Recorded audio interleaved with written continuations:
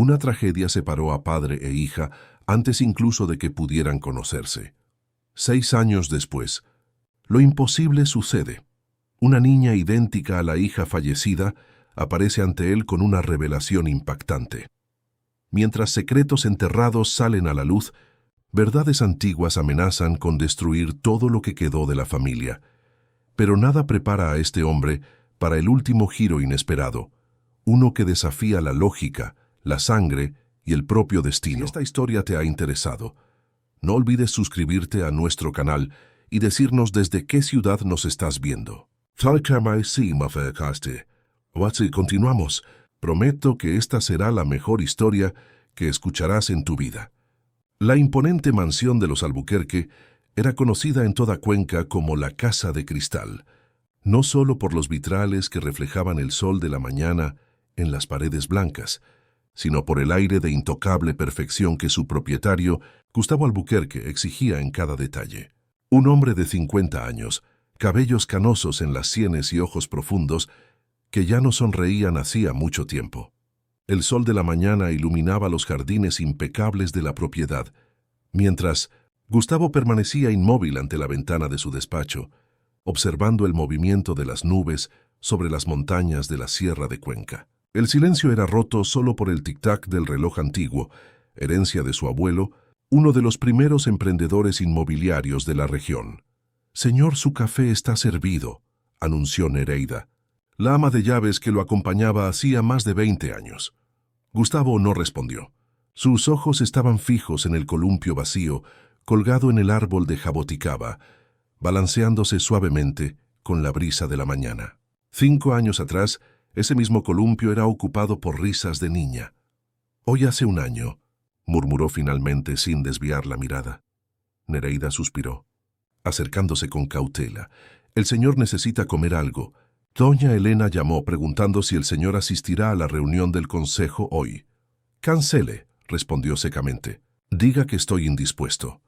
La ama de llaves dudó, sosteniendo firme la bandeja de plata. «Señor Gustavo, ya hace un año. La vida necesita continuar». Él se giró lentamente, el rostro una máscara de contención. «¿Qué vida, Nereida? La mía terminó en aquel incendio». Las palabras flotaron en el aire como el eco de una sentencia irrevocable. Gustavo volvió a mirar por la ventana, reviviendo en su mente el día en que lo había perdido todo.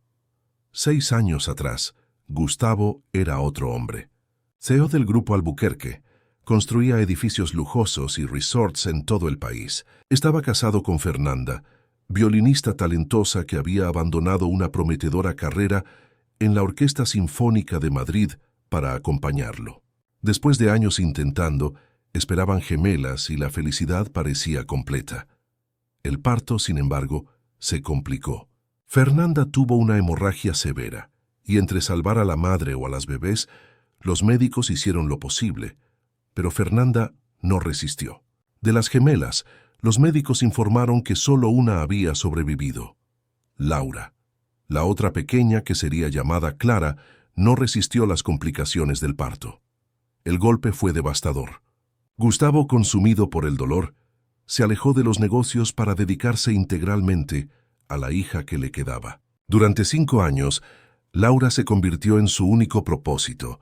La niña creció rodeada de amor y protección excesiva en la mansión de Cuenca, lejos del tumulto de Madrid. Laura era extraordinaria. A los 5 años, ya tocaba el piano de oído, herencia del talento musical de su madre. Tenía los mismos ojos almendrados de Fernanda y la misma forma de inclinar la cabeza cuando estaba concentrada. Gustavo redescubrió el sentido de la vida a través de ella, hasta que el destino implacable volvió a golpearlo. En una noche lluviosa, mientras Gustavo estaba en Barcelona para una reunión inaplazable, un cortocircuito provocó un incendio en el ala este de la mansión, justamente donde estaba el cuarto de Laura. Cuando los bomberos llegaron, parte de la estructura ya había colapsado. Después de días de búsquedas en los escombros, no encontraron ningún vestigio de la niña.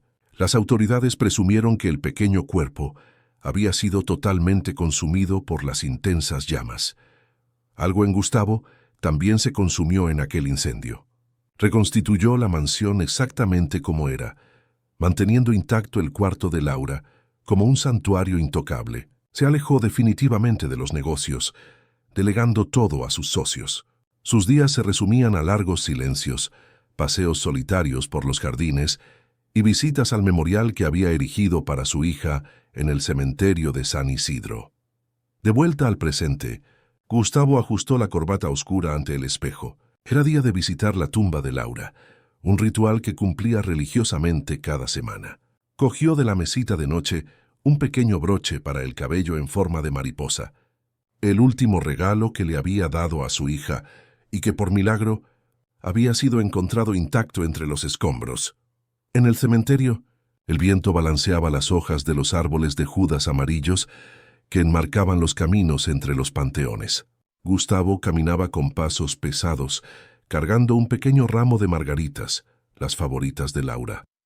Al llegar al memorial de la familia Albuquerque, se arrodilló ante la pequeña lápida donde estaba grabado Laura Albuquerque, nuestro ángel por breves 5 años. «Hola, pequeña», murmuró depositando las flores. «Papá está aquí». El silencio del cementerio fue interrumpido solo por el canto distante de pájaros. Gustavo hablaba en voz baja, como siempre hacía, contándole a su hija sobre su semana, sobre el nuevo nido de mirlos en el jardín, sobre cómo la echaba de menos cada minuto. Era un monólogo doloroso que repetía semanalmente, su única conexión con lo que le quedaba de su familia. Mientras hablaba, no percibió la presencia silenciosa que se acercó por detrás. Solo cuando sintió el toque suave en su hombro, fue que se giró sorprendido. Allí, delante de él, estaba una niña de aproximadamente 6 años, usando un vestido simple y una cinta en el cabello. Sus ojos almendrados lo miraban con una mezcla de miedo y expectativa. El corazón de Gustavo se detuvo. Aquel rostro era imposible, idéntico al de Laura, como si estuviera ante un fantasma. El mismo hoyuelo en la mejilla izquierda, los mismos cabellos castaños ondulados, los mismos ojos que había heredado de Fernanda. «¿Quién eres?», preguntó la voz temblorosa. La niña dudó, apretando una pequeña muñeca de trapo contra el pecho. «La señorita del orfanato me dijo que usted es mi padre», respondió con voz baja, casi un susurro. «Mi nombre es Clara». El mundo de Gustavo se detuvo. Clara, el nombre elegido para la gemela que supuestamente no había sobrevivido al parto. Miró a su alrededor, buscando algún adulto que acompañara a la niña, pero estaban solos entre los panteones. «Esto no es posible», balbuceó, el rostro pálido como las nubes que ahora cubrían el cielo de Cuenca. La niña dio un pequeño paso hacia adelante, extendiendo un sobre arrugado. «La directora mandó entregarle esto a usted». Ella dijo que lo explicaría todo. Con manos temblorosas, Gustavo cogió el sobre. Antes de que pudiera abrirlo, la niña habló nuevamente. «¿Es verdad que tengo una hermana igual a mí?». La pregunta golpeó a Gustavo como un rayo. ¿Cómo podía saber ella sobre Laura? ¿Quién era esta niña que parecía un reflejo exacto de la hija que había perdido? Y sobre todo, ¿podría ser verdad lo que sus ojos veían? Que Clara, la hija que había creído perdida en el parto, estaba viva y delante de él. Que el empresario sintió el mundo girar a su alrededor mientras las piezas de un rompecabezas imposible comenzaban a moverse en su mente. Mirando una vez más el rostro de la niña, vio en él no solo el fantasma de Laura, sino también la sonrisa inconfundible de Fernanda. Gustavo fijaba el sobre en sus manos como si fuera una bomba a punto de explotar. Su nombre manuscrito en el frente, en letra cursiva y cuidadosa. A un lado la niña esperaba pacientemente, balanceándose sobre sus talones, con una madurez extraña para su edad. «¿Quién te trajo hasta aquí?», Gustavo finalmente preguntó, intentando organizar los pensamientos. «Tía Marcia, del orfanato Luz del Mañana», respondió Clara, señalando a una mujer de mediana edad que observaba la escena de lejos, cerca de las puertas del cementerio. «Ella dijo que necesitaba ir al mercado y vuelve en 1 hora a buscarme». Gustavo asintió a la mujer, que le devolvió el gesto con un movimiento de cabeza antes de alejarse. Se volvió nuevamente hacia la niña, incapaz de desviar los ojos de aquel rostro que era un espejo perfecto del de Laura. Con dedos temblorosos, rasgó el sobre y desdobló la carta en papel timbrado del orfanato Luz del Mañana. El encabezado informaba que la institución estaba en Alarcón, distrito vecino de Cuenca. Estimado señor Albuquerque, comenzaba la carta, las circunstancias que nos llevan a hacer este contacto son extraordinarias. Clara Oliveira fue dejada a nuestro cuidado hace 2 meses, tras el fallecimiento de sus padres adoptivos, Joaquín y Teresa Oliveira, en un derrumbe en la región serrana. Entre las pertenencias dejadas por ellos, encontramos documentos que sugieren que Clara es en realidad su hija biológica. Gustavo detuvo la lectura, sintiendo el corazón acelerar.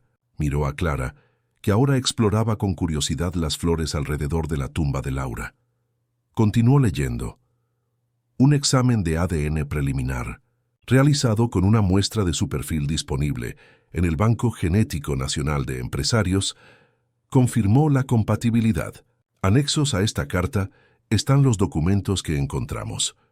Una declaración de nacimiento del Hospital Santa Teresa, registros de adopción y un diario de la fallecida señora Oliveira mencionando circunstancias sospechosas en la adopción de la niña. Solicitamos su contacto para discutir los próximos pasos legales. Clara sabe solo que existía la posibilidad de encontrar a su padre biológico, pero ningún detalle adicional. Gustavo sintió las piernas flaquear. Se sentó en el banco de piedra cercano al panteón, intentando absorber aquella revuelta imposible. ¿Vives en el orfanato?, preguntó a la niña, que ahora se acercaba nuevamente.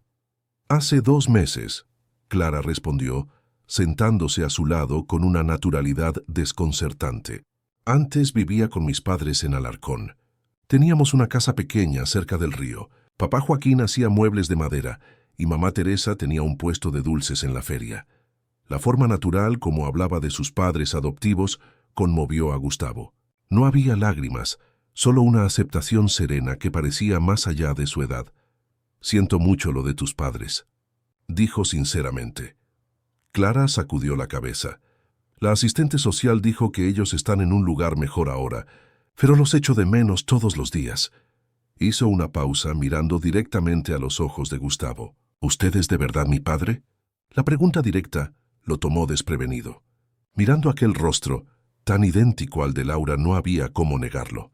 Algo en su corazón ya sabía la respuesta, pero su mente racional exigía confirmaciones, pruebas, explicaciones.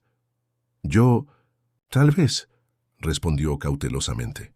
Necesito entender mejor lo que sucedió.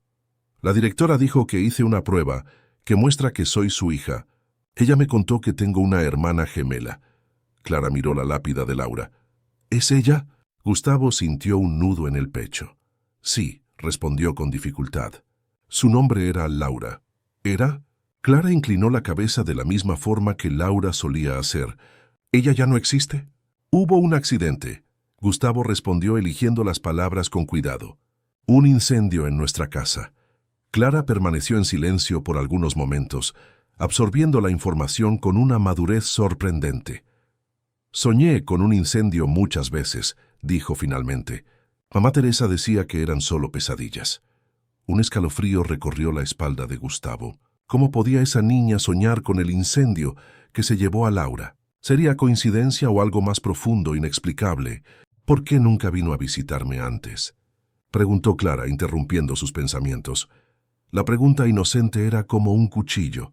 ¿Cómo explicar a una niña que él ni siquiera sabía de su existencia, que creyó durante 6 años que ella había fallecido en el parto? Es complicado, Clara. Yo no sabía que existías. ¿Cómo no lo sabía? La pregunta revelaba su confusión infantil. Mamá Teresa siempre supo que yo existía. Gustavo casi sonrió con la lógica simple de la niña.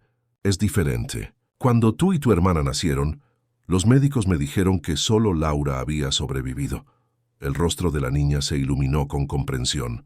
Entonces fue un error de los médicos. Parece que sí, respondió Gustavo, aunque sospechaba que había mucho más en la historia que un simple error. Consultó el reloj. Faltaba media hora para que la asistente social volviera. Necesitaba tomar una decisión.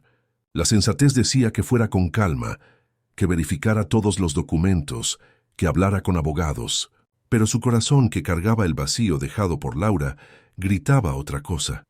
¿Te gustaría conocer mi casa?, preguntó sorprendido por sus propias palabras. El rostro de Clara se iluminó. ¿Puedo? Podemos hablar con la asistente social. Tal vez puedas visitarme mientras resolvemos la situación. Clara sonrió y Gustavo sintió un nudo en el pecho. Era la misma sonrisa de Laura, el mismo hoyuelo en la mejilla izquierda. ¿Voy a buscar mis cosas al orfanato?, preguntó ella ya levantándose animada. Primero necesitamos hablar con los responsables, Gustavo respondió cauteloso. Existen procedimientos legales. Mientras caminaban hacia la puerta del cementerio para esperar a la asistente social, Gustavo sintió una mezcla de emociones que no experimentaba hacía mucho tiempo. Miedo, esperanza, confusión, pero sobre todo una chispa de vida que juzgaba extinta. Al llegar a la puerta, la asistente social ya los aguardaba, antes de la hora acordada. «Señor Albuquerque», saludó formal extendiendo la mano. «Soy Marcia Teixeira, asistente social responsable del caso de Clara. Veo que ya se conocieron». «Sí», respondió Gustavo, aún aturdido. «Necesitamos hablar sobre esta situación extraordinaria». «Claro, sugiero que vayamos al orfanato, donde tenemos toda la documentación y podemos discutir en privado». Durante el trayecto hasta Alarcón, Clara se quedó dormida en el asiento trasero del coche de Gustavo.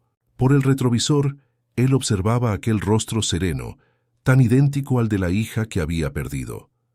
El orfanato Luz del Mañana era una construcción simple, pero bien cuidada, rodeada de árboles. La directora Luisa Santos, una señora de expresión severa pero mirada amable, los recibió en su oficina.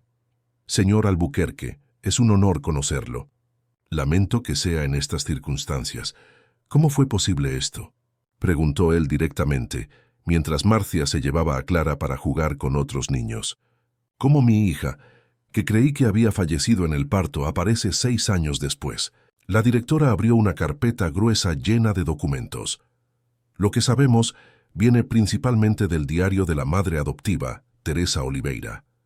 Según sus relatos, ellos no podían tener hijos y estaban en la lista de adopción hacía años. Una enfermera del Hospital Santa Teresa, prima lejana de Teresa, informó que había un bebé recién nacido cuya madre había fallecido en el parto y cuyo padre, un empresario ocupado, no había demostrado interés en la niña. «Eso es absurdo». Gustavo golpeó la mesa indignado. «Yo jamás abandonaría a una hija. Le creemos, señor. Por eso iniciamos la investigación tan pronto como encontramos esa información». La directora continuó. «La pareja Oliveira adoptó a Clara a través de procedimientos irregulares, facilitados por esta enfermera. Ellos realmente creían estar ayudando a una niña rechazada. Solo años después, cuando vieron su foto en un reportaje sobre el incendio en la mansión, percibieron la posible conexión. Teresa menciona en el diario su horror al descubrir que la niña podría haber sido en realidad robada de su familia. ¿Y por qué no me buscaron? Miedo, señor. Miedo de perder a la hija que criaron con tanto amor y miedo a las consecuencias legales. Pero Teresa escribe que planeaba buscarlo cuando Clara cumpliera 10 años. Lamentablemente, el derrumbe no permitió que realizara ese plan. Gustavo sintió la rabia mezclarse con la compasión por la pareja que había cuidado de su hija. ¿Culpables o no habían amado a Clara? ¿Y la enfermera?, preguntó. ¿Dónde está? No sabemos. Según registros del hospital, Yandira Meneses renunció poco después del nacimiento de las gemelas y se mudó del estado. Estamos intentando rastrearla, pero hasta ahora sin éxito. La directora deslizó sobre la mesa un sobre sellado. Este es el resultado del examen de ADN comparativo realizado con autorización judicial debido a las circunstancias excepcionales. Confirma con 99.9% de certeza que Clara es su hija biológica. Gustavo abrió el sobre con manos temblorosas. Los números y términos técnicos poco significaban ante la certeza que ya había sentido al mirar a los ojos de Clara. Era su hija, la gemela de Laura, la niña que había creído haber perdido antes incluso de conocerla. ¿Cuáles son los procedimientos ahora?, preguntó determinado. Legalmente, como padre biológico, con derechos nunca formalmente renunciados, el señor puede solicitar la custodia inmediata, que será casi ciertamente concedida, dadas las circunstancias, pero... ¿Pero? Clara sufrió una gran pérdida recientemente. La transición necesita ser gradual, cuidadosa. Ella necesita estabilidad emocional. Gustavo asintió comprendiendo la delicadeza de la situación. ¿Puedo verla de nuevo hoy? 2 semanas pasaron desde el encuentro en el cementerio. Gustavo reorganizó completamente su vida, haciendo visitas diarias al orfanato para conocer mejor a Clara.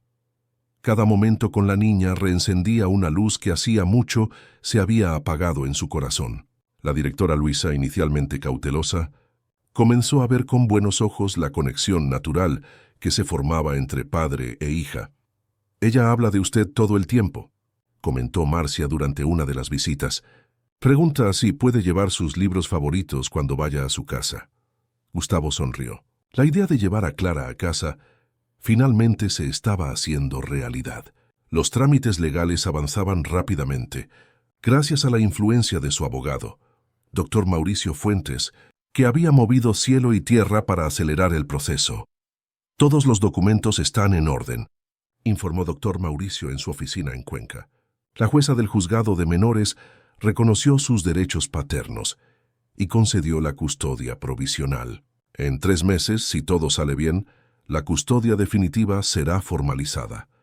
Gustavo respiró aliviado, pero una sombra aún planeaba en sus pensamientos.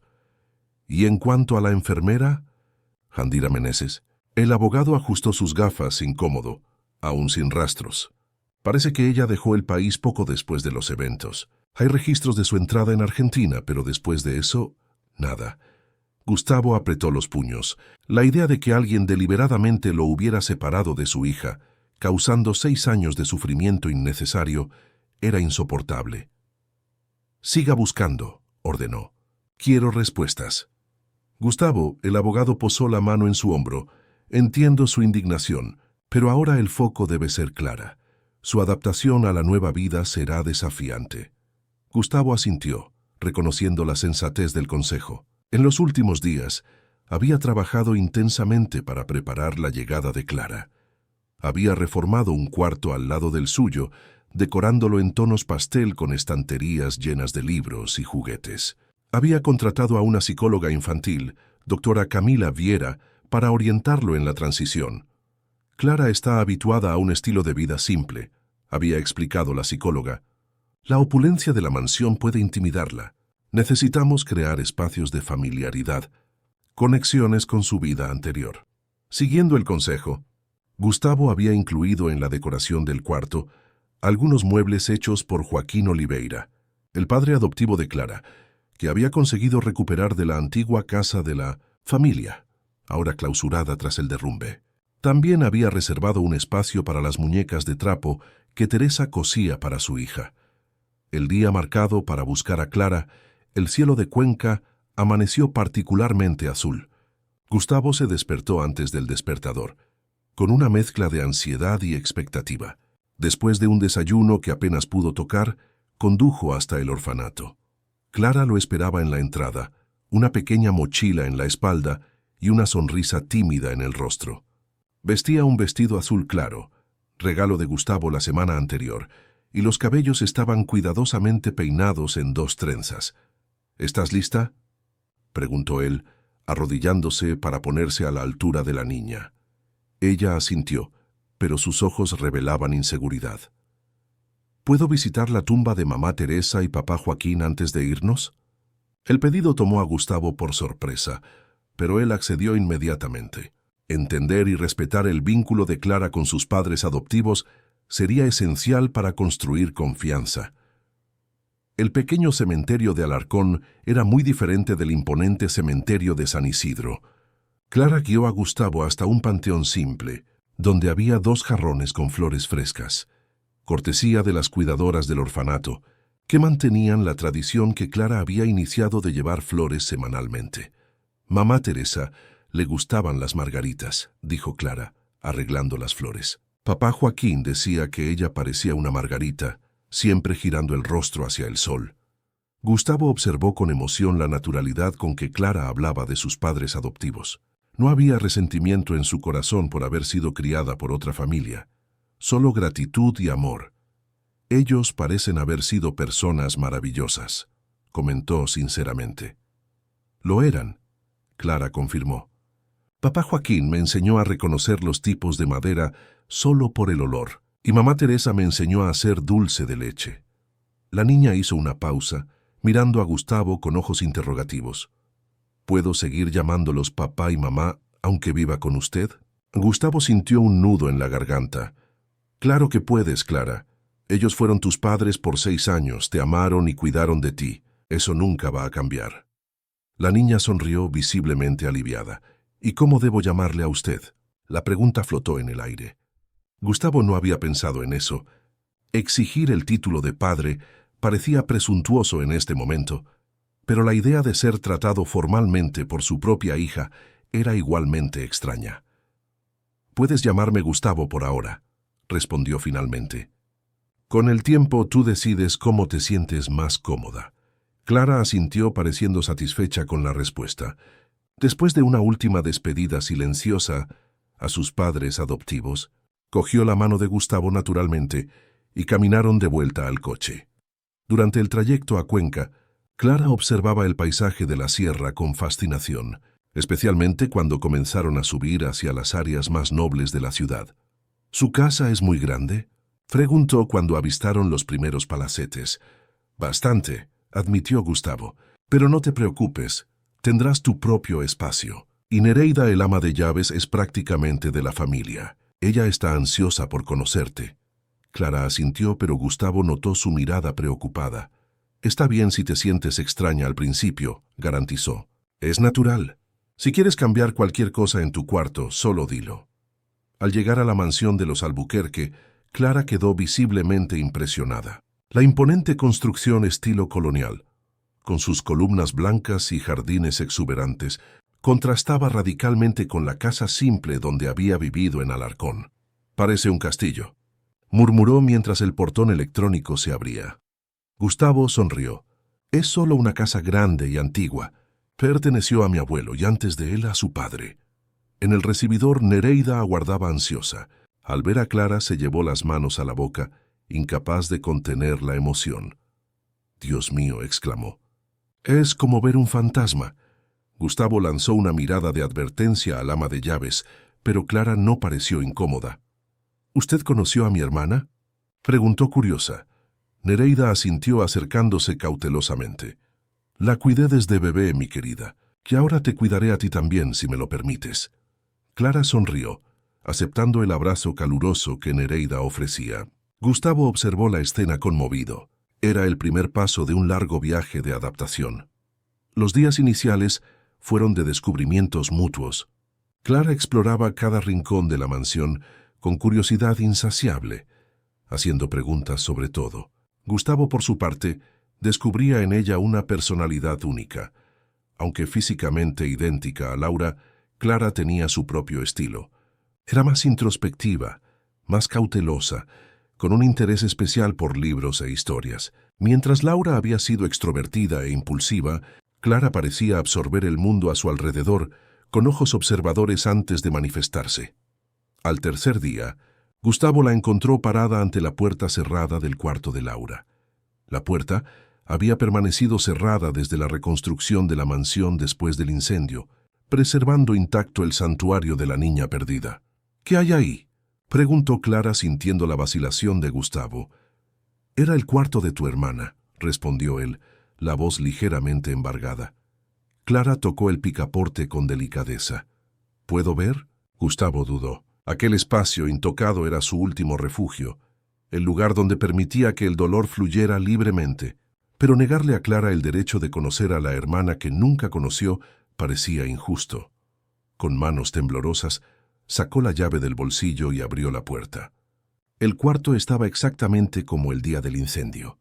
La cama arreglada con sábanas de unicornios, las estanterías repletas de libros infantiles, el caballete de pintura con un dibujo inacabado, la colección de miniaturas de animales cuidadosamente organizada. Clara entró silenciosamente, absorbiendo cada detalle. Caminó hasta la cómoda y cogió un portarretratos con la foto de Laura abrazada a Gustavo. «Somos realmente idénticas», murmuró impresionada. «Sí», concordó Gustavo, parado en la puerta, «pero cada una con su esencia propia». Clara recorrió el cuarto lentamente, tocando los objetos con reverencia. Se detuvo ante el piano de pared, un modelo infantil que Gustavo había comprado para Laura cuando ella demostró interés por la música. ¿Ella tocaba?, preguntó, pasando los dedos por las teclas. Estaba aprendiendo, respondió Gustavo. Tenía talento natural como su madre. Clara se sentó en el banco del piano y, para sorpresa de Gustavo, comenzó a tocar una melodía simple pero armoniosa. ¿Tú también tocas?, preguntó admirado. Un poco, respondió ella sin dejar de tocar. Tenía un teclado pequeño que papá Joaquín encontró en la basura y arregló para mí. Mamá Teresa decía que yo tenía música en los dedos, que era un don. Gustavo sintió un escalofrío. Fernanda decía exactamente lo mismo sobre el talento musical de Laura. ¿Coincidencia o algo más profundo? Mientras observaba a Clara tocando en el piano de Laura, un recuerdo antiguo regresó.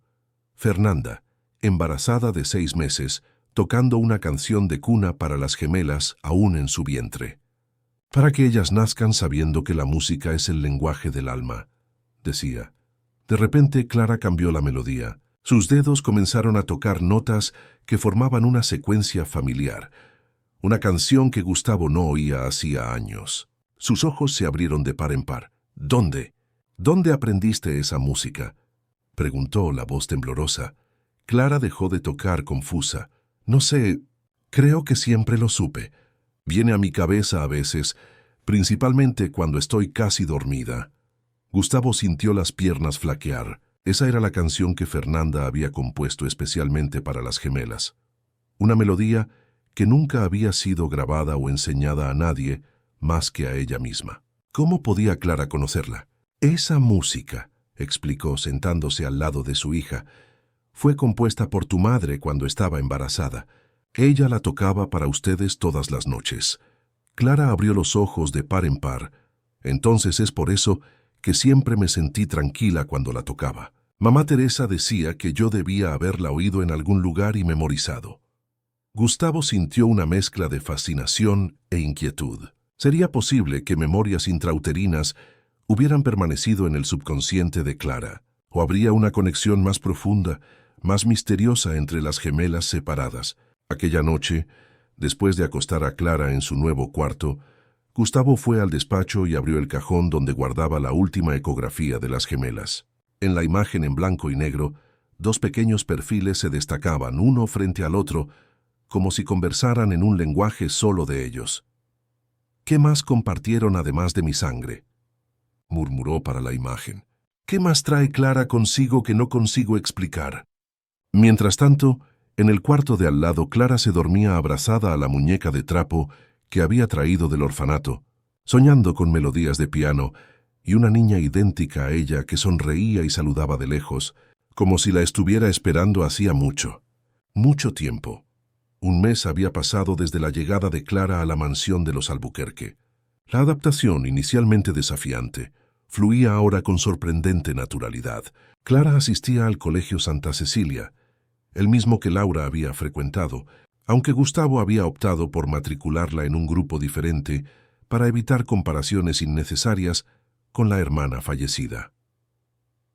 Aquella mañana de sábado, mientras tomaban café en la terraza con vista al jardín, Gustavo observaba a Clara con admiración. La niña se inclinaba sobre un libro de cuentos, absorta en las ilustraciones coloridas, mientras mordisqueaba una tostada con mermelada. Había en ella una serenidad que contrastaba con la agitación constante de Laura.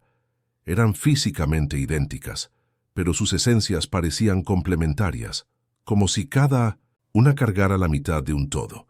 Encontré una caja antigua en el desván, comentó Nereida sirviendo más zumo. Fotografías de doña Fernanda cuando era violinista. Pensé que a la niña le gustaría verlas. Gustavo asintió, agradecido por la sensibilidad del ama de llaves. Desde el principio, Nereida comprendió la importancia de presentar a Clara sus raíces sin forzar comparaciones con Laura. Después del café, fueron al despacho, donde Nereida había dejado la caja de fotografías. Clara se sentó al lado de su padre en el sofá de cuero, ansiosa por explorar aquellos fragmentos del pasado. «Esta es tu madre», dijo Gustavo, mostrando una fotografía de Fernanda con el violín. frente al Teatro Real de Madrid. Fue su primer concierto como primera violinista de la Orquesta Sinfónica. Clara tocó la fotografía con reverencia. Ella era hermosa, susurró. «Tengo sus ojos». «Sí», concordó Gustavo, «y el mismo talento musical». Continuaron explorando las fotografías. Fernanda en la playa, Fernanda en la graduación del conservatorio, Fernanda y Gustavo el día de su boda.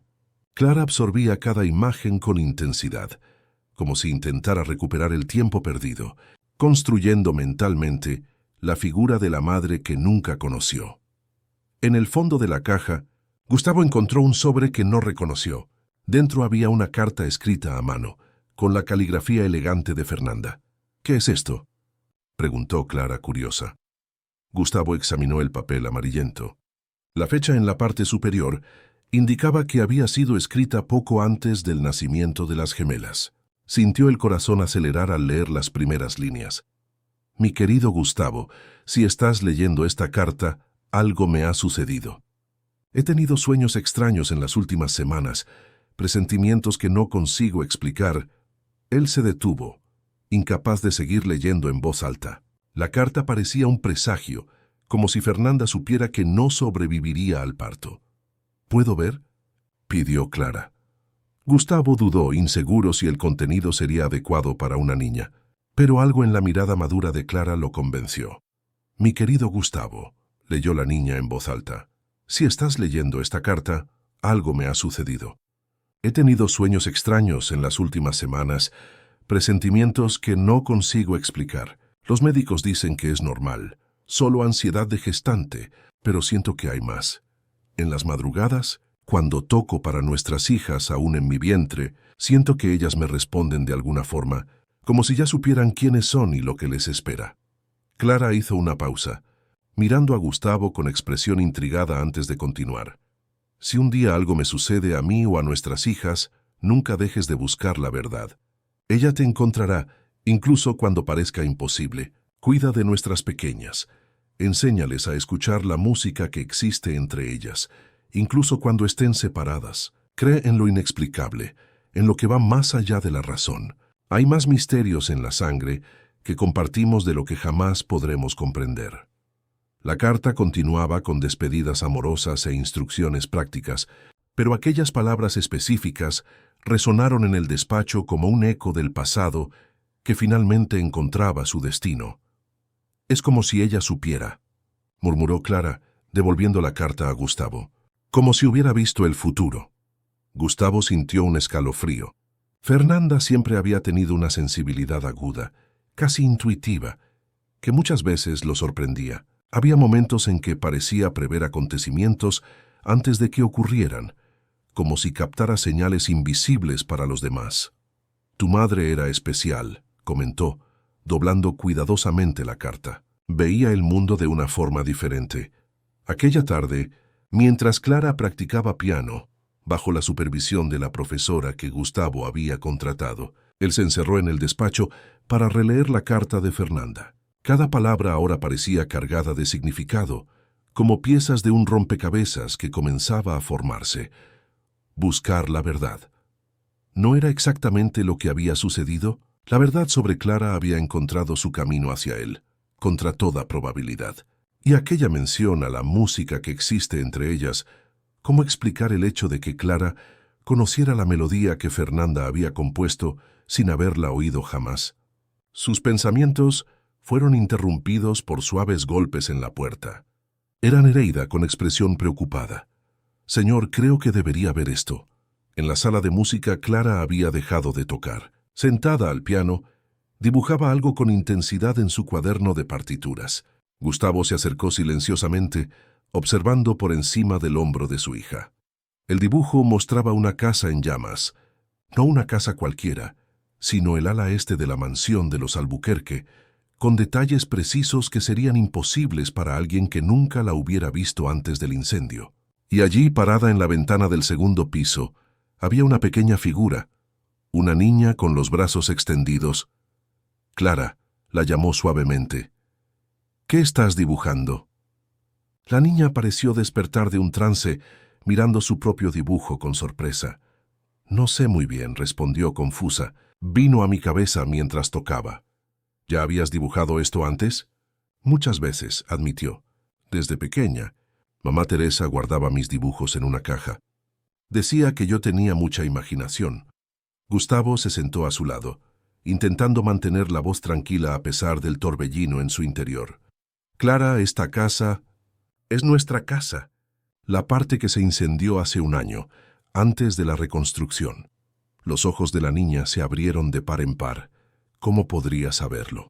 Nunca estuve aquí antes. No conscientemente, respondió Gustavo, las palabras de Fernanda resonando en su mente, pero tal vez de otras formas.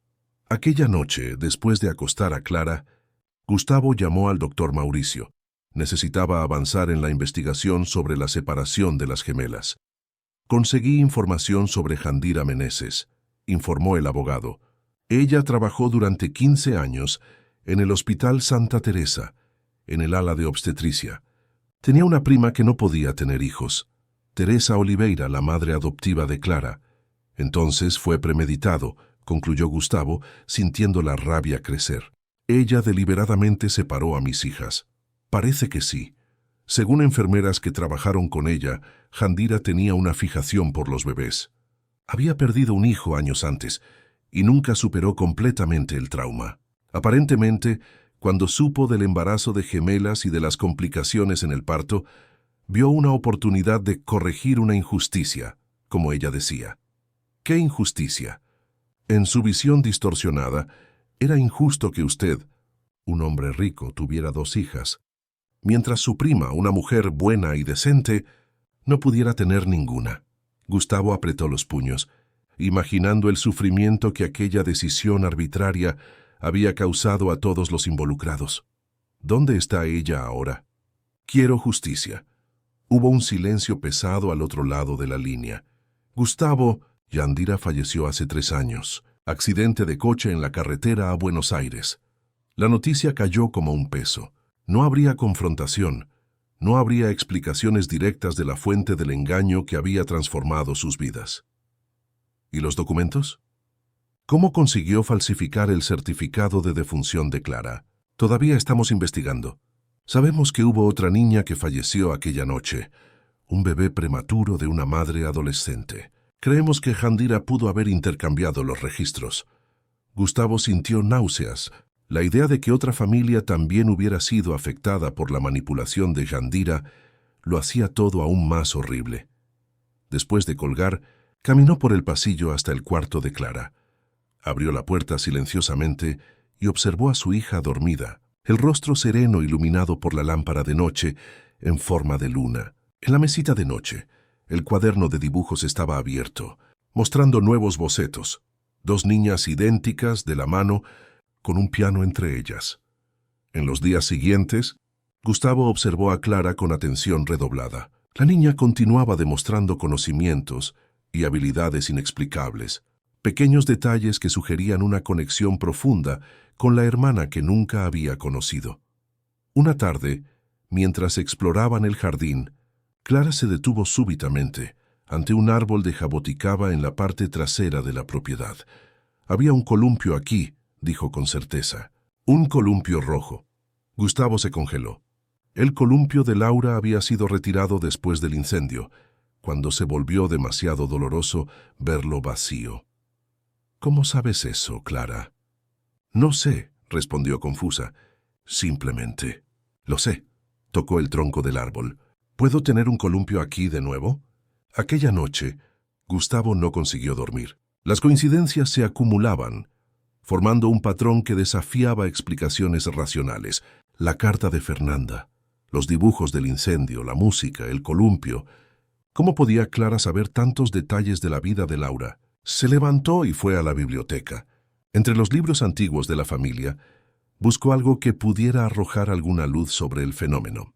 Encontró un volumen desgastado sobre fenómenos psíquicos, herencia de su abuelo, que tenía fascinación por el tema.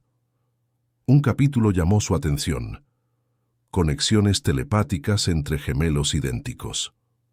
El texto mencionaba casos documentados de gemelos separados al nacer, que desarrollaron personalidades, gustos e incluso manierismos idénticos, a pesar de haber sido criados en ambientes completamente diferentes. Algunos relataban sueños compartidos, sensaciones físicas simultáneas y, en casos raros, conocimientos específicos a los que sería imposible que uno tuviera acceso sin el otro. La ciencia aún no explica completamente la profundidad de la conexión entre gemelos idénticos. Se leía en un párrafo: algunos investigadores sugieren que, además de la genética idéntica, puede haber una especie de canal psíquico que permanece abierto entre ellos, independientemente de la distancia física. ¿Sería posible que Clara y Laura hubieran mantenido esa conexión incluso después de la partida física de Laura? ¿Que parte de las experiencias, memorias y talentos de Laura hubieran de alguna forma permanecido vivos a través de Clara? Gustavo cerró el libro, sintiéndose simultáneamente asustado y reconfortado. La idea era científicamente cuestionable, pero emocionalmente poderosa. Significaba que Laura nunca se había ido completamente, que parte de ella vivía en Clara, no solo en el ADN idéntico, sino en algo más profundo. A la mañana siguiente, durante el desayuno, Clara sorprendió a Gustavo con una pregunta inesperada. ¿Podemos visitar la tumba de mi hermana hoy? Siento que necesito hablar con ella. Gustavo casi se atraganta con el café. Claro, respondió recuperándose. Pero, ¿qué quieres decir con hablar con ella? Clara se encogió de hombros como si fuera obvio. A veces siento que ella quiere decirme algo, como en mis sueños. ¿Sueñas con Laura?, preguntó sorprendido. No sé si es ella porque nunca la he visto personalmente, pero sueño con una niña igual a mí. Siempre estamos jugando juntas en un lugar lleno de luz. En el cementerio, Gustavo observó a Clara arrodillada ante la lápida de Laura, hablando en voz baja, como si estuviera teniendo una conversación particular. Lo que más le impresionó fue que la niña no demostraba tristeza o miedo, solo una tranquilidad serena, como si estuviera reuniéndose con una vieja amiga. De vuelta a la mansión, Clara pidió ver de nuevo el cuarto de Laura. ¿Puedo tocar sus cosas?, preguntó hesitante. «Son tuyas ahora también», respondió Gustavo, percibiendo que era hora de dejar de tratar el cuarto como un mausoleo intocable. Clara fue directamente a la estantería de libros y, sin dudar, retiró un volumen específico de la tercera balda, El Principito. «Era su favorito, ¿verdad?», preguntó hojeando el libro con familiaridad. «¿Cómo lo sabes?». Clara abrió el libro en una página específica donde había una ilustración del Principito mirando las estrellas. Esa era la parte que más le gustaba, afirmó con convicción. Sobre las estrellas que ríen, Gustavo sintió un escalofrío. Era verdad. Laura pedía constantemente que leyeran ese pasaje antes de dormir. ¿Cómo podía Clara saberlo? Aquella noche, después de la cena, Clara se acercó a Gustavo mientras él trabajaba en el despacho. «¿Puedo preguntarte una cosa?», pidió con una seriedad inusual para su edad. «Claro, querida. ¿Crees que yo soy Laura?». La pregunta golpeó a Gustavo como un puñetazo. Percibió entonces que su observación constante, sus reacciones de sorpresa a cada nueva coincidencia, podrían estar confundiendo a la niña sobre su propia identidad. «No, Clara», respondió firmemente. «Tú eres Clara única y especial. Laura era tu hermana, parte de la misma familia, de la misma sangre, pero cada una con su propia alma, su propio camino». «Pero, ¿por qué sé cosas de ella? ¿Por qué toco la música que ella tocaba? Me gustan los libros que a ella le gustaban». Gustavo atrajo a su hija a su regazo, eligiendo las palabras con cuidado. «Ustedes son gemelas idénticas. Comparten el mismo ADN. Fueron formadas juntas en el vientre de su madre. Es natural que tengan gustos parecidos, talentos similares. Y tal vez exista una conexión entre ustedes que la ciencia no explica completamente». Clara pareció reflexionar profundamente sobre la explicación. «¿Como un hilo invisible?», sugirió. «Tal vez», concordó Gustavo. «Un hilo que ni la distancia, ni el tiempo, ni siquiera lo que le sucedió a Laura consiguió romper completamente». 3 meses pasaron. El otoño en Cuenca cubría los jardines de la mansión Albuquerque, con hojas doradas que a Clara le encantaba coleccionar en un álbum, organizándolas por tamaños y formas. La niña se había adaptado completamente a la nueva vida, asistiendo a la escuela con buen rendimiento y desarrollando amistades. Su presencia había traído de vuelta a la mansión una vitalidad que parecía perdida para siempre.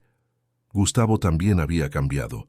Había vuelto a asumir gradualmente el control de los negocios, aunque con un enfoque diferente.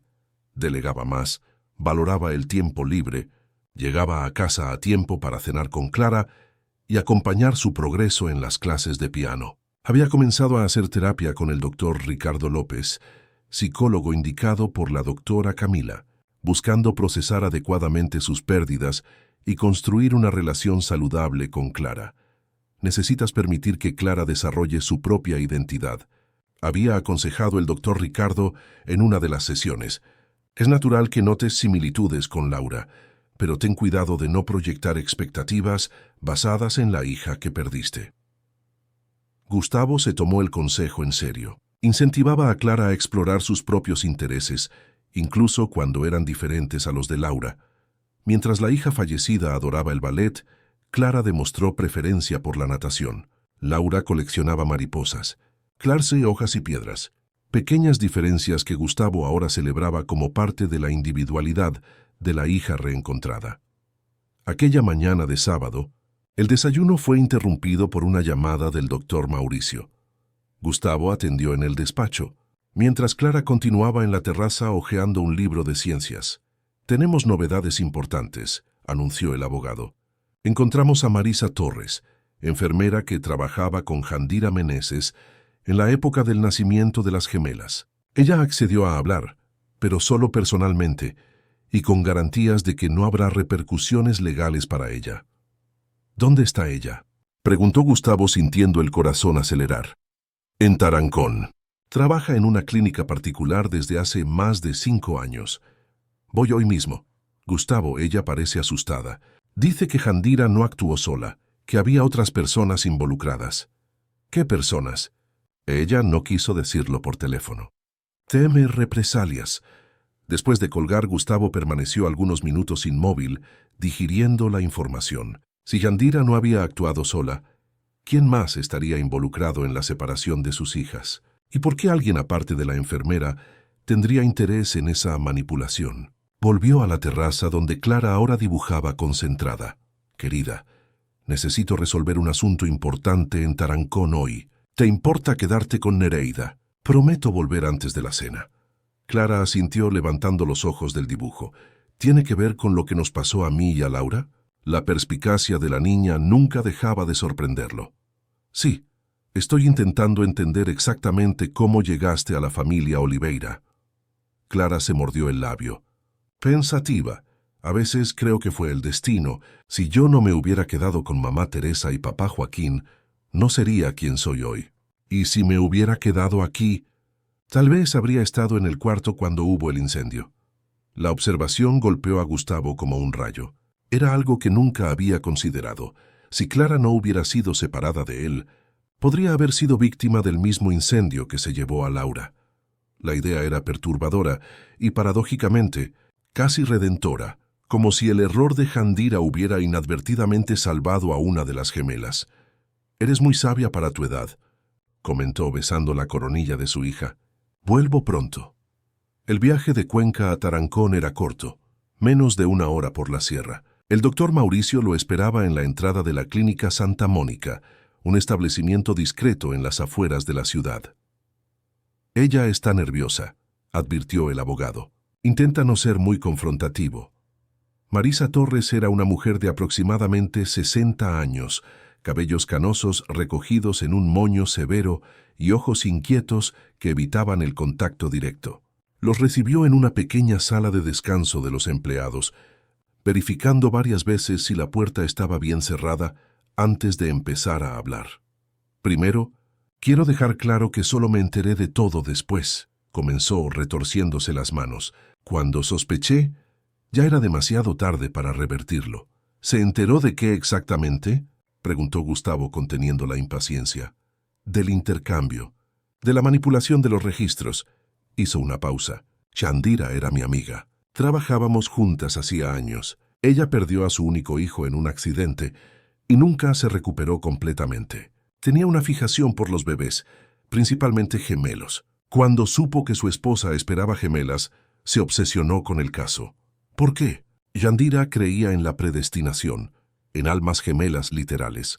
Decía que los gemelos idénticos eran una única alma dividida en dos cuerpos, y que si uno moría, el otro cargaría ambos espíritus. Marisa respiró hondo. Parece una locura, lo sé, pero para ella tenía sentido. Gustavo intercambió una mirada con el doctor Mauricio, recordándose los comportamientos inexplicables de Clara, los conocimientos que no debería tener. Continúe, pidió. Cuando su esposa tuvo complicaciones en el parto, fue un caos en la sala de cirugía. Los médicos se enfocaron en salvarla, pero lamentablemente no pudieron. Las gemelas fueron llevadas a incubadoras separadas. Ambas estaban vivas y saludables, a pesar de ser prematuras. La información golpeó a Gustavo como un puñetazo. Ambas vivas. Ninguna había fallecido en el parto, como le habían dicho. En esa misma noche, continuó Marisa, una adolescente dio a luz a un bebé que nació sin vida. Yandira vio una oportunidad, cambió los registros, declarando a una de sus hijas como el bebé fallecido, y al bebé fallecido como su hija que no sobrevivió. Entonces entregó a su hija viva, Clara, a su prima Teresa que no podía tener hijos. ¿Cómo consiguió hacer eso sin que nadie lo notara? El hospital estaba en crisis en ese periodo. Falta de personal, procesos administrativos defectuosos. Yandira trabajaba en el sector de registros nocturnos y tenía acceso al sistema. Nadie verificó 2 veces. Gustavo sintió la rabia crecer, pero mantuvo la compostura. Usted dijo que ella no actuó sola. Marisa dudó, mirando la puerta, como si temiera que alguien estuviera escuchando. Lo que voy a decir ahora es solo lo que Yandira me contó años después, cuando estaba enferma. No tengo pruebas, bajó la voz. Ella mencionó que recibió una cantidad significativa para hacer el intercambio. Un acuerdo con alguien de la familia Albuquerque. Gustavo sintió como si el suelo desapareciera bajo sus pies. ¿Mi familia? ¿Quién? Ella nunca reveló el nombre completo. Mencionó solo una inicial, H. Dijo que esa persona quería separar a las gemelas por alguna cuestión de herencia o poder en el futuro. Algo sobre una previsión o profecía familiar. Hato, Elena Albuquerque, su tía abuela, la hermana mayor de su abuelo, que siempre había tenido fascinación por el ocultismo y las creencias esotéricas, la misma que se había opuesto vehementemente a su matrimonio con Fernanda, alegando que ella no era adecuada para el linaje de los Albuquerque. Elena, que había asumido temporalmente el control de los negocios de la familia durante el periodo en que Gustavo se había aislado después de perder a Fernanda y supuestamente a Clara. Esto no tiene sentido, murmuró intentando procesar la información. ¿Por qué a Elena le importaría tanto? Marisa se encogió de hombros. Yandira mencionó algo sobre un libro antiguo, una especie de diario o grimorio de familia. Dijo que Elena creía que las gemelas idénticas en el linaje de los Albuquerque traerían el fin de la fortuna familiar. Una superstición antigua, aparentemente. El doctor Mauricio tocó el brazo de Gustavo, notando su palidez. Necesitamos más que palabras de una mujer fallecida. Señor Torres, ¿hay alguna prueba de esa transacción? ¿Algún documento, registro de pago? No que yo sepa, pero ella dudó nuevamente. Yandira llevaba un diario. Escribía todo. Era casi compulsiva. Después de su muerte, sus pertenencias fueron enviadas a su hermana, que vive en Guadalajara. Quizás allí haya algo. De camino de vuelta a Cuenca, Gustavo permaneció en silencio en el asiento del pasajero mientras el doctor Mauricio conducía. La revelación sobre Elena era demasiado perturbadora para procesar inmediatamente. ¿Cree que es posible?, preguntó finalmente el abogado. ¿Su tía abuela haber orquestado todo esto por supersticiones? Elena siempre fue peculiar, respondió Gustavo mirando por la ventana las montañas que rodeaban la carretera. Vive aislada en el ala oeste de la mansión desde hace años. Rara vez aparece en eventos familiares. Pero de ahí a separar a mis hijas por alguna creencia absurda, sacudió la cabeza. Parece una locura. Muchas familias antiguas tienen sus supersticiones, especialmente familias ricas con historia de poder. Los Albuquerque están en Cuenca desde los tiempos imperiales, ¿no es así? Gustavo asintió. Mi tatarabuelo fue consejero de la corona. Recibió tierras en la región como recompensa por servicios prestados.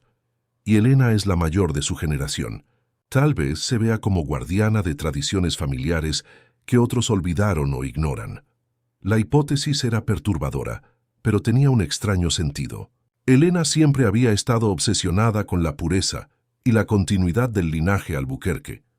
Se había opuesto a casi todos los matrimonios de la familia, incluyendo el de los padres de Gustavo, y su reacción a la noticia del embarazo de gemelas había sido extraña, una mezcla de horror y fascinación que Gustavo había interpretado en ese momento como simple excentricidad. Necesito hablar con ella, decidió. Hoy mismo. ¿Quiere que vaya con usted? No, es una conversación familiar, pero esté atento por si necesito asistencia legal. Al llegar a la mansión, Gustavo encontró a Clara y Nereida en la cocina preparando galletas de canela. El aroma dulce y la escena doméstica contrastaban drásticamente con las revelaciones perturbadoras que acababa de recibir. Volvió temprano. Observó Clara con las manos cubiertas de harina. Cambio de planes, forzó una sonrisa. Voy a visitar a tu tía bisabuela Elena. Ella vive en la otra ala de la mansión. Clara abrió los ojos de par en par. ¿Hay alguien más viviendo aquí? Nunca vi a nadie. Elena rara vez sale de sus aposentos. Es muy anciana y reservada. Nereida lanzó a Gustavo una mirada preocupada. Conocía a Elena lo suficientemente bien como para saber que una visita inesperada no sería bien recibida. ¿Quiere que le avise, señor? No será necesario. El ala oeste de la mansión Albuquerque era como entrar en otra época, mientras el resto de la casa había sido modernizado a lo largo de los años. Elena mantenía la decoración original del siglo XIX. Muebles pesados de jacarandá, retratos al óleo de los ancestros, tapices oscurecidos por el tiempo. El aire tenía un olor peculiar a lavanda y libros antiguos. Gustavo golpeó la puerta del despacho particular de su tía abuela, una habitación que, según rumores entre los empleados, ella rara vez dejaba pase, ordenó una voz firme, sorprendentemente fuerte para una mujer de 92 años. Elena Albuquerque estaba sentada en un sillón de cuero cerca de la ventana, con un libro abierto en el regazo. Sus cabellos blancos estaban impecablemente arreglados en un moño y usaba un vestido formal de seda gris, como si estuviera a punto de recibir visitas importantes. Sus ojos azules, la característica más llamativa de los Albuquerque, examinaron a Gustavo con frialdad. «¡Qué sorpresa inusual!», comentó cerrando el libro. «¿Cuánto tiempo hace? ¿2 años?» «1 año y medio», corrigió Gustavo. «En el funeral de Laura». «Ah, sí, la niña». Una tragedia lamentable. La falta de emoción en la voz de Elena al mencionar la muerte de Laura siempre había incomodado a Gustavo. Ahora, a la luz de las nuevas revelaciones, parecía aún más perturbadora. «Necesito hablar de algo importante, tía Elena. Relacionado con los negocios, supongo. Oí decir que volvió a asumir su lugar en el consejo. Decisión sensata. No se trata de los negocios». Gustavo se mantuvo de pie, rechazando el gesto de su tía que indicaba una silla cercana. «Es sobre Clara, mi otra hija, la gemela que supuestamente no sobrevivió al parto». Por primera vez vio un destello de algo en los ojos de la anciana. Sorpresa, miedo, irritación, rápidamente reemplazado por la máscara de indiferencia habitual. «No entiendo de lo que está hablando, Gustavo. ¿La tragedia afectó su mente más de lo que imaginé? Clara está viva, tía Elena. Siempre lo estuvo. Fue separada de nosotros al nacer, entregada a una familia en Alarcón. Una enfermera llamada Jandira Meneses falsificó los registros, declarándola como fallecida». Elena permaneció impasible. «¿Y qué tiene que ver eso conmigo?» La enfermera no actuó sola. Recibió pago de alguien de la familia. Alguien cuya inicial es H. Un silencio pesado cayó sobre la habitación. Por un largo momento, los únicos sonidos eran el tic-tac del reloj de péndulo y el viento agitando las cortinas. «Suposiciones peligrosas, mi sobrino», respondió finalmente Elena, la voz fría como el hielo. «¿Basadas en qué?» en la palabra de una enfermera muerta, transmitida por otra enfermera asustada. Difícilmente sería aceptado en cualquier corte de justicia. No estoy hablando de cortes o justicia legal. Quiero la verdad, Elena. ¿Por qué? ¿Por qué separar a mis hijas? ¿Qué mal 2 niños inocentes podrían representar para usted o para el nombre Albuquerque? Elena suspiró súbitamente, pareciendo cansada, más acorde con su avanzada edad. El libro de Ágata, murmuró casi para sí misma. ¿Qué? El diario de su tatarabuela, Ágata Albuquerque. ¿Nunca se preguntó por qué no hay registros de gemelos en la historia de la familia? ¿En 6 generaciones ni un solo par? Gustavo frunció el ceño. Nunca había pensado en eso. Coincidencia. No existe coincidencia, Gustavo. Existe vigilancia, cuidado, protección del legado familiar.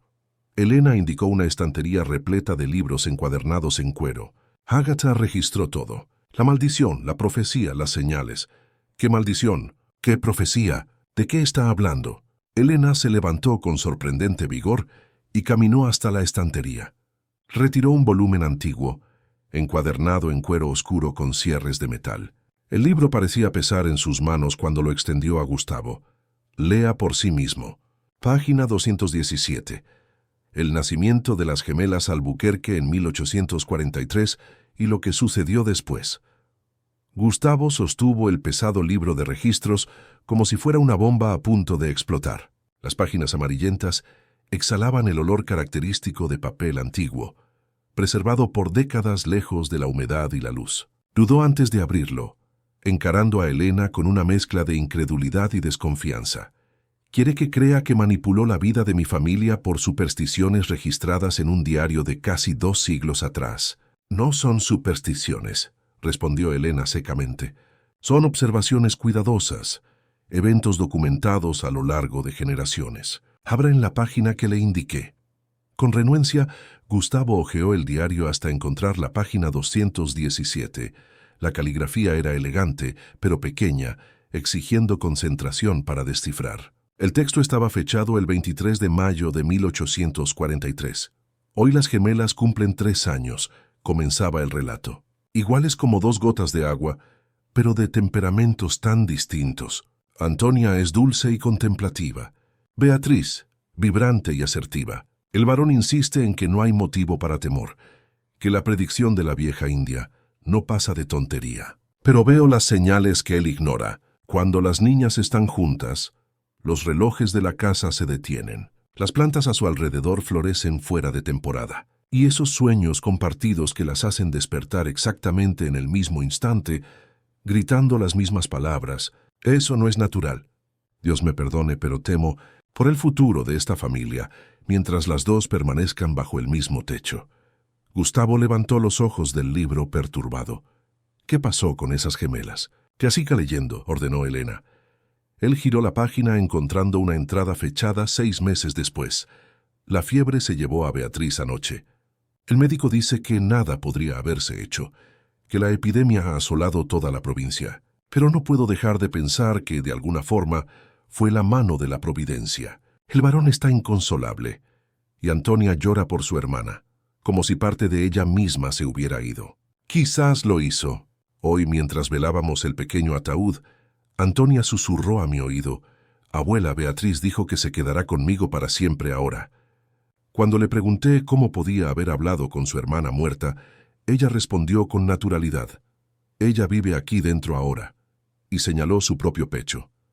La criada que lo oyó se desmayó de pavor. Gustavo continuó hojeando las páginas, leyendo fragmentos esporádicos sobre cómo Antonia, después de la muerte de su hermana, desarrolló talentos que nunca había demostrado antes. Comenzó a hablar lenguas que nunca había aprendido, y más perturbador, ocasionalmente se refería a sí misma como nosotras, o por el nombre de su hermana fallecida. 3 años después de la tragedia, el varón perdió todo en inversiones fracasadas. La familia, antes influyente en la corte imperial, cayó en desgracia. Solo no perdimos la propiedad en Cuenca, porque estaba a nombre de Antonia, protegida por un arreglo legal que el varón había hecho para salvaguardar el futuro de sus hijas. En su lecho de muerte, él confesó creer que la ruina financiera era parte de la maldición. el precio por haber desafiado el destino, manteniendo a las gemelas juntas después de los primeros signos. Gustavo cerró el libro con fuerza, devolviéndoselo a su tía. Esto es una locura. Elena, estamos en el siglo XXI, no en la España imperial. No existen maldiciones, ni destinos preordenados por supersticiones. ¿No? Elena arqueó una ceja. Entonces, ¿cómo explica lo que sucede con Clara?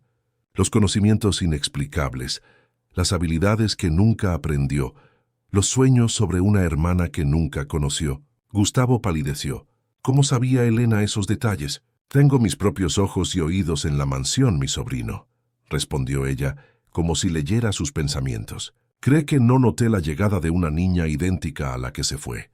¿Que no oigo los relatos de Nereida sobre las coincidencias perturbadoras? Entonces admite que estaba detrás de la separación de las gemelas, que usó a una enfermera mentalmente inestable para robar a mi hija. Elena suspiró, sentándose nuevamente con movimientos cuidadosos. Intenté advertirles a usted y a Fernanda durante el embarazo. Les expliqué los riesgos, la historia familiar, les mostré el diario. Se rieron, lo llamaron superstición anticuada. Entonces tomé medidas para proteger no solo el patrimonio Albuquerque, sino a las propias niñas. ¿Protegerlas? Gustavo apenas contenía la indignación. ¿Separarlas sin consentimiento? Causar años de sufrimiento innecesario. Lee el resto del diario, Gustavo.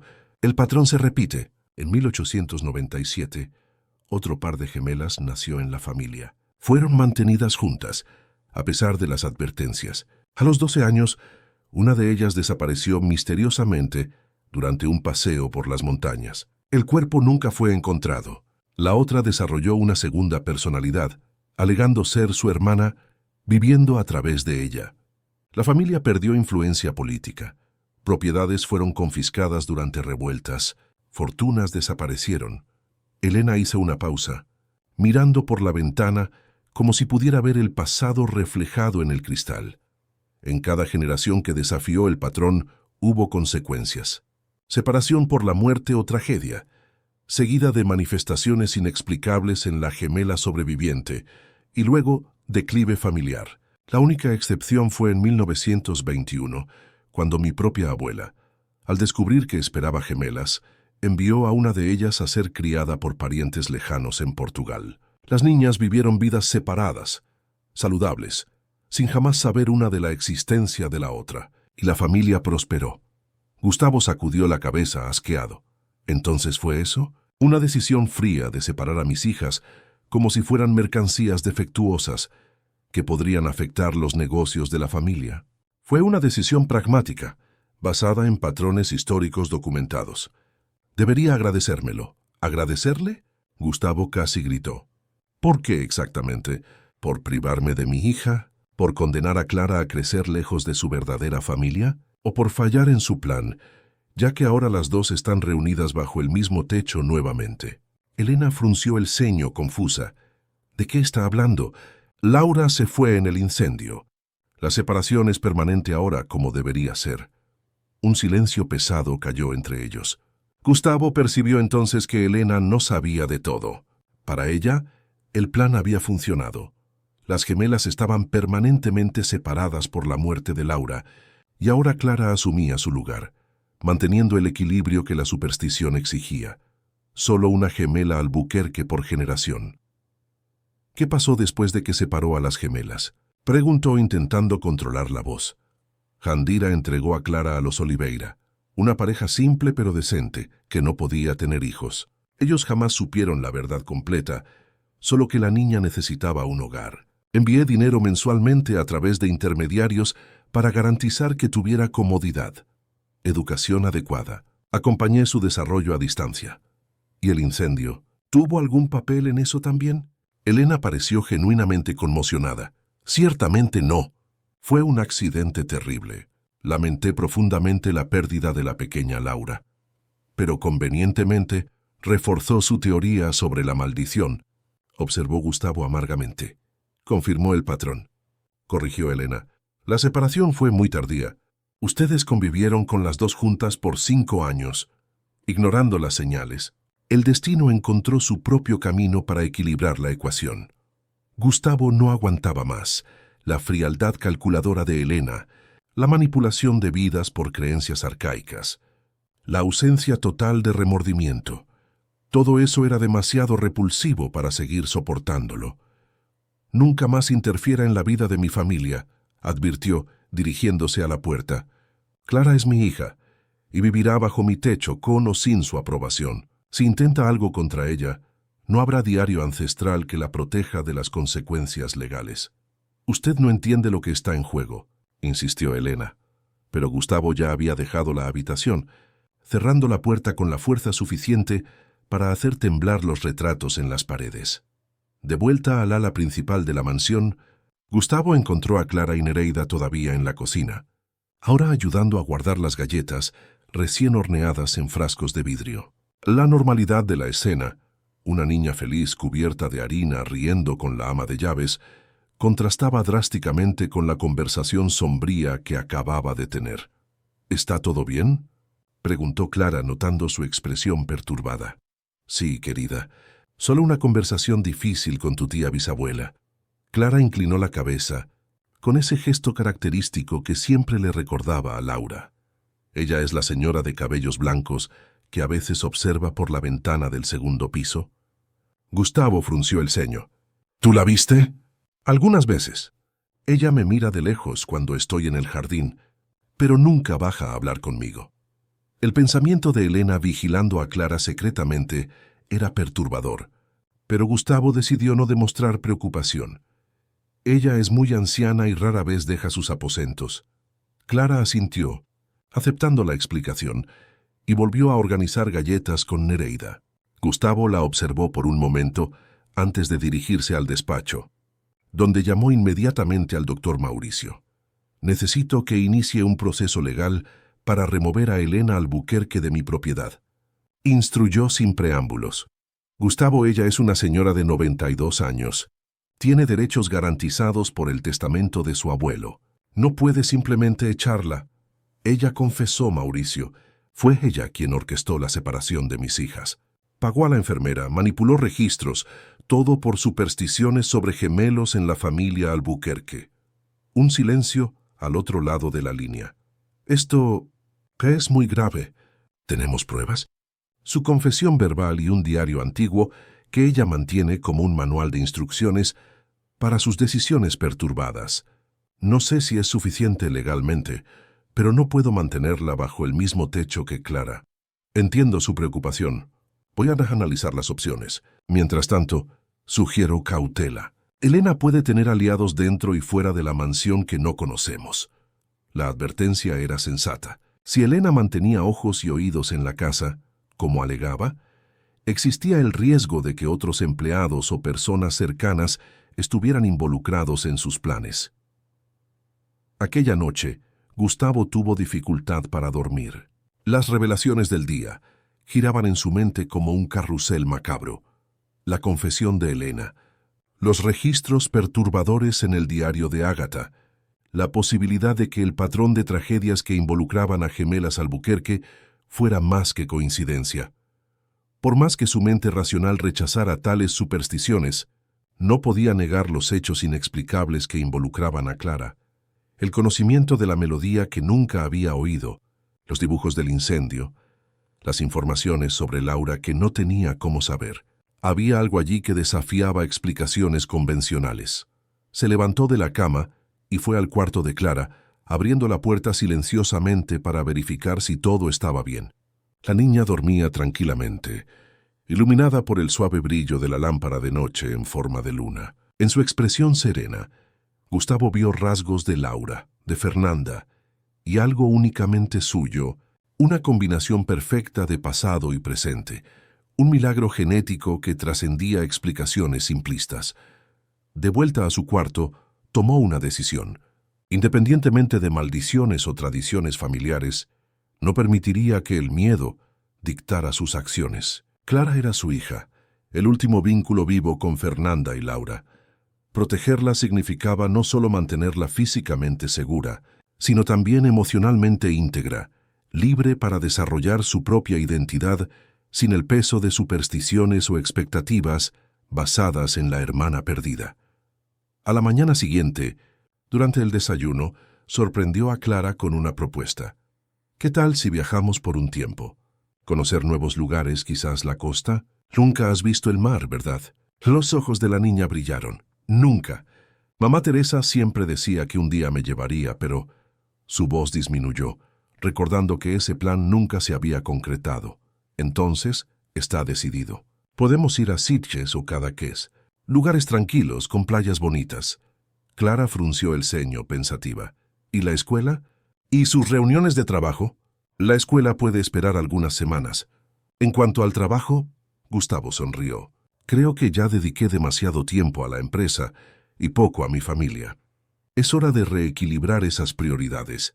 La sonrisa de Clara iluminó su rostro de una forma que recordaba mucho a Laura en los momentos más felices. Por un instante fugaz, Gustavo casi pudo ver a las dos niñas superpuestas, como una imagen doble, no de forma perturbadora como Elena sugeriría, sino como un recordatorio de la continuidad de la vida, del flujo de amor que persistía a pesar de las pérdidas. ¿Puedo llevar mi cuaderno de dibujos? Quiero dibujar el mar. Claro que sí. Y compraremos material nuevo también, pinturas, pinceles, todo lo que necesites. Mientras Clara corría animada para contarle a Nereida sobre el viaje, Gustavo llamó a Mauricio nuevamente. Cambio de planes. Voy a alejarme con Clara por un tiempo. Quiero distancia de Elena y de toda esa atmósfera opresiva mientras usted investiga legalmente cómo removerla de la mansión. Decisión sensata, aprobó el abogado. ¿A dónde van? Tengo una casa en Cadaqués que rara vez uso. Es discreta, cómoda, lejos de las miradas de la familia. ¿Necesita seguridad adicional? Puedo recomendar profesionales confiables. Gustavo consideró la oferta. Parte de él quería rechazar la idea, creyendo que el peligro representado por Elena era más supersticioso que real. Pero otra parte, la que había sido testigo de la determinación fría de su tía abuela en separar a sus hijas, reconocía que las precauciones eran necesarias. Sí, por favor. Algo discreto, que no asuste a Clara. 3 días después, la Land Rover de Gustavo dejaba Cuenca rumbo a la Costa Brava.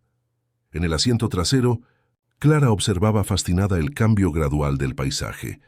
Las montañas de la sierra dando paso a llanuras, el verde intenso de la vegetación mediterránea, los primeros atisbos del océano a lo lejos. A su lado, una mochila nueva contenía ropa, libros y el inseparable cuaderno de dibujos. La casa en Cadaqués, una construcción colonial restaurada en el centro histórico, era más pequeña y acogedora que la mansión.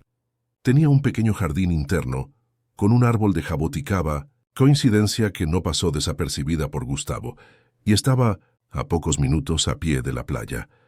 Los días siguientes fueron de descubrimientos y reconexión. Clara experimentó el mar por primera vez, inicialmente aprensiva con las olas, luego entregándose a la alegría de saltar sobre ellas. Visitaron el centro histórico, con sus calles de piedra y casas coloridas. Comieron en restaurantes sencillos a la orilla del mar. Probaron helados de sabores exóticos, pasearon en barco por las islas cercanas. En cada nueva experiencia, Gustavo observaba a Clara floreciendo, desarrollando confianza e independencia, lejos de la sombra de la mansión y de las memorias de Laura que permeaban cada rincón. Ella parecía más libre para ser simplemente Clara, no una sustituta, no un enigma genético, solo una niña de 6 años descubriendo el mundo. Una semana después de la llegada a Cadaqués, durante un desayuno en la terraza de la casa, el teléfono de Gustavo sonó. Era Mauricio con noticias urgentes. Elena fue internada anoche, informó sin preámbulos. ACV isquémico, según los médicos. Estado grave, pero estable. Gustavo sintió una mezcla contradictoria de emociones, preocupación natural por la salud de un familiar anciano, pero también un innegable sentido de alivio al saber que ella no representaba más una amenaza inmediata para Clara. Encontraron algo interesante en su cuarto, continuó el abogado. Una carpeta con decenas de informes sobre Clara a lo largo de los años, fotos de ella en diferentes edades, boletines escolares hasta registros médicos. Elena la monitoreaba meticulosamente, sin nunca hacer contacto. ¿Cómo conseguía esa información? Pagaba a un investigador privado. Y aquí está lo más interesante. En los informes más recientes el tono cambia. Elena comienza a cuestionar sus propias creencias. Hay anotaciones como Clara se desarrolla normalmente, sin las señales previstas en el diario o ninguna manifestación anómala a pesar de la separación. Parece que ella estaba revisando sus convicciones.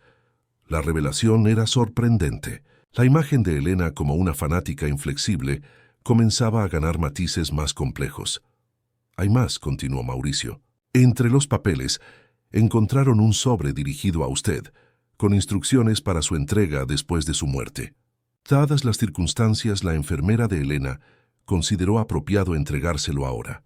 ¿Qué dice? No sé, está sellado. Lo envié con un portador de confianza que debe llegar a Cadaqués antes del final del día. El sobre llegó al inicio de la tarde. Clara estaba en la playa con la niñera temporal que Gustavo había contratado, permitiéndole privacidad para lidiar con el contenido potencialmente perturbador. Con manos ligeramente temblorosas, abrió el sobre y encontró varias páginas escritas con la caligrafía elegante y precisa de Elena, además de un pequeño envoltorio en papel de seda. Gustavo, comenzaba la carta, cuando leas esto probablemente ya habré partido. La edad avanzada trae una claridad que no poseía cuando era más joven y más arrogante. Dediqué mi vida a proteger el legado Albuquerque, siguiendo tradiciones y creencias pasadas por generaciones. Ahora próxima al fin, me pregunto si no causé más daño del que evité. Gustavo hizo una pausa, sorprendido con el tono confesional, tan diferente de la postura inflexible que Elena siempre había presentado. La separación de sus hijas fue mi mayor error y mi mayor pecado. Actué por convicción, no por maldad, pero eso no disminuye el sufrimiento que causé. Lo que al principio parecía confirmar mis creencias, el incendio, la pérdida de Laura. Ahora reconozco como trágica coincidencia que exploré para justificar acciones injustificables. Las palabras siguientes revelaban una Elena desconocida para Gustavo, una mujer que, en la soledad de sus aposentos, había comenzado a cuestionar décadas de devoción ciega a supersticiones familiares, especialmente después de seguir el desarrollo normal de Clara a distancia.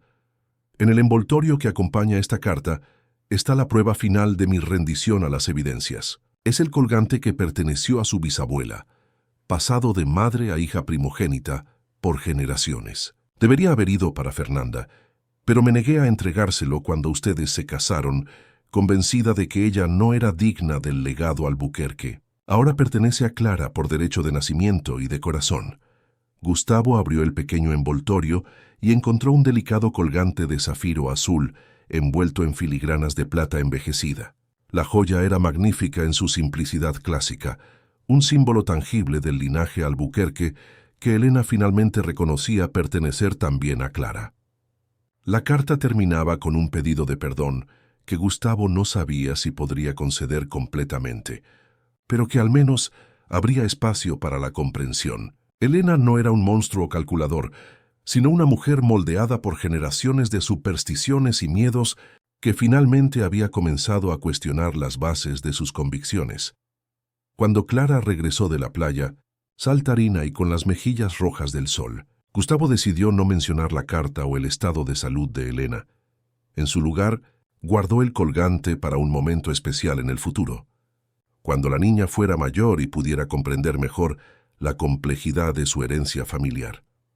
Aquella noche, sentados en la terraza, observando el mar bajo la luz de la luna, Clara sorprendió a su padre con una pregunta inesperada. «Papá, ¿crees que Laura estaría feliz de verme aquí contigo?» Era la primera vez que Clara lo llamaba papá, y la naturalidad con que la palabra surgió emocionó a Gustavo profundamente. «Estoy seguro que sí, querida». Clara sonrió satisfecha con la respuesta simple, cogió su cuaderno de dibujos y mostró a Gustavo su más reciente creación. Dos niñas idénticas, de la mano, en una playa muy parecida a la que habían visitado aquel día. Entre ellas una figura femenina adulta, con rasgos que recordaban vagamente las fotografías de Fernanda. «Soñé con esto ayer», explicó Clara, «nosotras tres juntas en la playa. En lugar de encontrar el dibujo perturbador, como Elena ciertamente habría hecho, Gustavo vio en él algo reconfortante. No una manifestación sobrenatural, sino el trabajo natural del subconsciente de una niña procesando fragmentos de información sobre su familia a través del lenguaje universal de los sueños y del arte. «Es un dibujo hermoso», elogió abrazándola. «Podemos enmarcarlo cuando volvamos a casa». La mención del regreso trajo una sombra a los ojos de Clara. «De verdad tenemos que volver. Me gusta aquí. El mar hace un ruido que me ayuda a dormir». Gustavo reflexionó. No había nada realmente que los atara a la mansión en Cuenca. Era una propiedad cargada de recuerdos dolorosos, supersticiones antiguas y ahora la presencia enferma de Elena. La empresa podría ser administrada remotamente, con visitas ocasionales. Clara podría asistir a una escuela local, crecer cerca del mar que tanto la había encantado. ¿Y si no volviéramos?, sugirió sorprendido por su propia espontaneidad. ¿Y si nos quedáramos aquí? O quizás buscáramos una casa más grande en la región. Un nuevo comienzo para nosotros dos. El rostro de Clara se iluminó. ¿De verdad podemos? Podemos hacer lo que nos haga felices. Clara, eso es lo que significa familia. Construir juntos lo que tiene sentido para nosotros, no lo que los demás esperan o lo que el pasado determina. Aquella noche, mientras observaba a Clara durmiendo tranquilamente, Gustavo sintió una paz que no experimentaba hacía años. Las sombras del pasado, la pérdida de Fernanda, la desaparición de Clara, la partida de Laura, nunca desaparecerían completamente. Pero ahora había espacio para la luz, para nuevos comienzos, para nuevos capítulos que no serían definidos por tragedias anteriores. El legado de los Albuquerque continuaría, no a través de mansiones imponentes o fortunas acumuladas, sino en la sonrisa de Clara, en el talento que florecía en sus manos pequeñas, en el coraje con que enfrentaba cada nuevo día. Y si algún día ella preguntaba sobre la hermana gemela que nunca conoció, o sobre las circunstancias extraordinarias que las separaron y eventualmente la trajeron de vuelta a su padre, Gustavo contaría la verdad, no con miedo a maldiciones o destinos sellados, sino como una historia de amor que trascendió errores, pérdidas e incluso el tiempo. Semanas después, ya instalados en una casa nueva a la orilla del mar, Gustavo encontró a Clara en el jardín, regando cuidadosamente un retoño de jaboticaba que habían plantado juntos. «Un día crecerá y podremos colgar un columpio», comentó la niña, mirando hacia arriba como si ya pudiera visualizar el árbol adulto. «Sí», concordó Gustavo, «y tus hijos podrán jugar en él un día». Clara sonrió satisfecha con la idea de continuidad, de raíces creando nuevas raíces. En su cuello, el colgante de zafiro que Gustavo finalmente le había entregado brillaba bajo el sol, no como un símbolo de supersticiones antiguas, sino como una promesa de un futuro que honraba el pasado sin ser prisionero de él. Y así, en las arenas doradas de la Costa Brava, lejos de las montañas sombrías de Cuenca, padre e hija redescubrían juntos el significado de familia, no como un destino sellado en libros antiguos, sino como una historia que escribían libremente, página por página, día tras día, con la tinta indeleble del amor que sobrevive a todas las separaciones. Fin de la historia.